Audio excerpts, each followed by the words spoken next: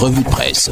ITFM 103 et Cam News 24, madame, monsieur, bienvenue à la revue de presse spéciale pour ce mois d'août, offerte par MBF Media Productions. Contentieux préélectoral, semaine décisive pour les recalés de la présidentielle. L'examen de leur requête débute ce jour au siège du Conseil constitutionnel dans un délai minimum de 10 jours, nous dit le hebdomadaire Dicalo. Contentieux préélectoral, nous vous le disions donc, les débats s'ouvrent ce jour au Conseil constitutionnel. C'est un volume de 35 requêtes parmi les 70 dossiers recalés par Elecam qui sont dès ce lundi matin soumis à l'examen des membres du Conseil constitutionnel. Présidentielle 2025, l'évêque de Bafoussam interpelle le pouvoir. Chacun doit faire sa part en fonction des moyens mais aussi de sa position sur l'échiquier national. C'est la logique qui semble prévaloir à 2 mois seulement de l'élection présidentielle. Présidentielle 2025 toujours, le député Pierre Kouemo essaye de se ressaisir. Le président national de l'Union des mouvements socialistes UMS, Pierre Kouemo, n'est pas d'avis avec Elections Cameroun relativement au rejet massif des candidatures à la fonction présidentielle. Réunis à Fumban, des leaders de l'opposition cherchent un candidat consensuel. Réunis à Fumban donc, plusieurs candidats, leaders politiques et mouvements alliés ont annoncé leur volonté de présenter un candidat consensuel pour l'élection présidentielle du 12 octobre 2025.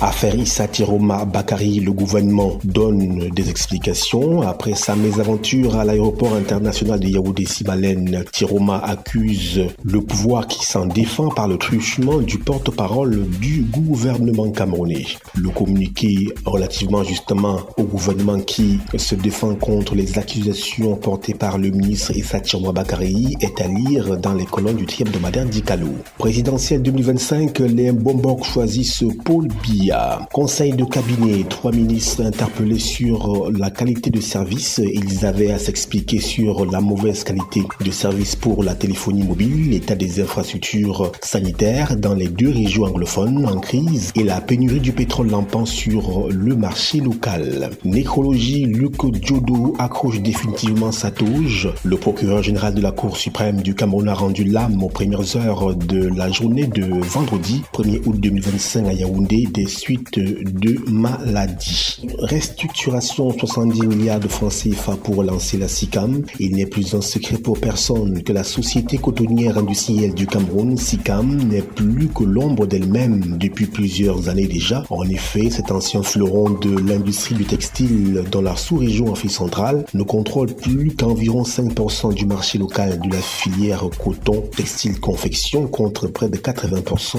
par le passé. Au tribunal, le président de la CNDH devant la justice accusé de harcèlement sexuel par une ancienne collaboratrice. James Mwange Kobila, président de la commission des droits de l'homme du Cameroun, a comparu le 31 juillet 2025 au tribunal de grande instance du Fundi à Yaoundé, une affaire sensible qui s'ajoute à une précédente condamnation pour licenciement abusif. Impôt sur les revenus IRRPI, l'État prolonge d'1 mois la date butoir pour la déclaration. Un mois de sursis, c'est la marge que vient d'accorder le gouvernement aux contribuables non professionnels au Cameroun, incluant les salariés des secteurs publics et parapublics ainsi que les hautes personnalités pour se conformer à la déclaration de l'impôt sur les revenus des personnes physiques IRRPI. Agriculture, santé et emploi jeunes, tels sont les 3 secteurs sur lesquels le président de la République vient de se pencher pour promouvoir le développement au Cameroun. Il s'agit de 15 milliards dans le domaine du développement du riz, 15 milliards dans la construction des infrastructures sanitaires et 95 milliards pour l'emploi dans la région de l'extrême nord.